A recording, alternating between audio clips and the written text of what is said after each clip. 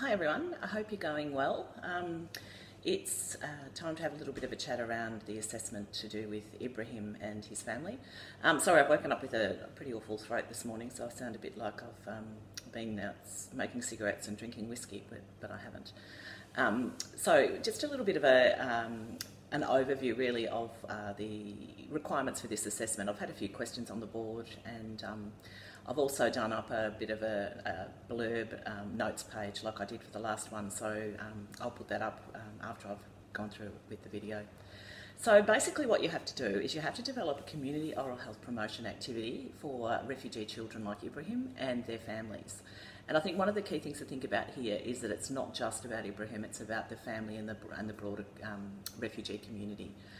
Please ensure that you focus on the community, so that could be the town where they live, it could be part of if you're talking about the school, it could be part of the school community, but it's around primary school age children and their families. So really there's three questions that you need to answer. The first one is that your oral health promotion activity and the evidence for why you've chosen to do what you've chosen, and I'll talk about that in a minute. How would you go about implementing that particular activity in the community? And identify two challenges that you might face in implementing the activity that you've chosen, and a couple of strategies to overcome those challenges that you've identified. So basically it's not a long assessment, it's only around 500 words. It's worth 10% of your mark, so you need to think about that in how much effort and time that you're going to put into it. So around about 500 words is a couple of pages A4, so get that sort of into your head about what the expectations are. So I'll just go through question by question, which I think is the best way to actually attack this assessment. So there's nothing wrong with you actually putting the three questions into a document and just answering them underneath. So the first one says your chosen oral health promotion activity and the evidence for the activity that you've designed. Now I've had a few questions about can I design my own, or do I have to use something that's already been used before? So the answer is yes to both of those. So you can design something of your own, but again you would make sure that you've based it on some of the quality evidence that's available within the readings for the subject. Or you can design, you can use something that has been used before, and again you draw on the evidence. So it can be any health promotion activity. You might want to look at something like a school toothbrushing program or a community education program, or you might want to do something that's completely innovative and different. And in the notes we've talked a little bit about what that might look like. Mandy and I, Mandy's the person that wrote a lot of the materials for this subject, have worked with one of our doctoral students who's very interested in digital storytelling.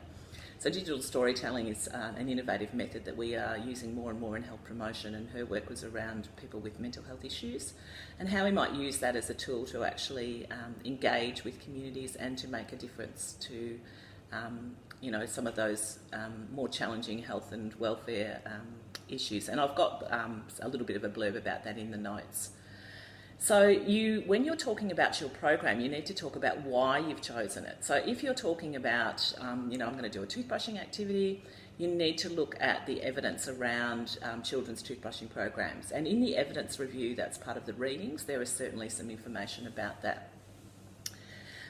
You don't have to choose something that's directly related to oral health, the oral health literature. So you might want to look at something, as I said, like Nadia's work around digital storytelling, and choose it as a method to engage with people. So you would draw on the literature that's outside of oral health, maybe in mental health or maybe in cancer or something else, and say that this has been a successful approach to health promotion activities in the past, and that you would want to trial it around doing something with oral health. And that's perfectly fine as well, as long as you've got some references to support the ideas that you're talking about.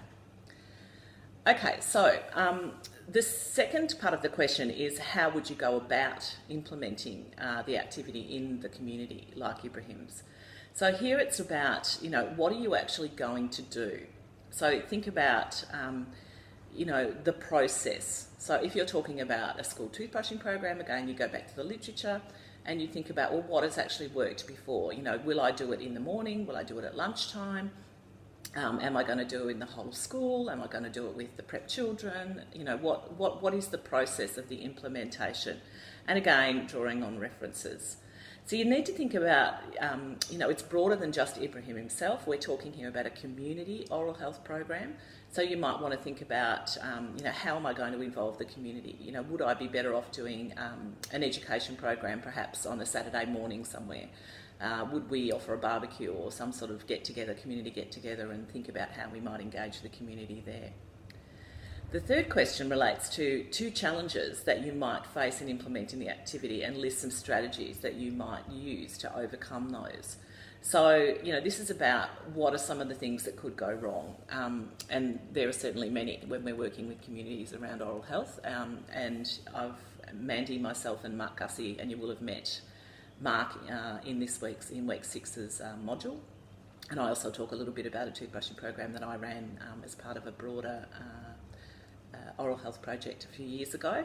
And we talk about some of the challenges there. So what are some of the challenges that might exist to set this up? In the literature, you'll find things around some of those challenges in health promotion. It might be about getting people to come. It might be about getting access to the actual target group. It might be about volunteers. It might be about funding. There's a whole range of different things.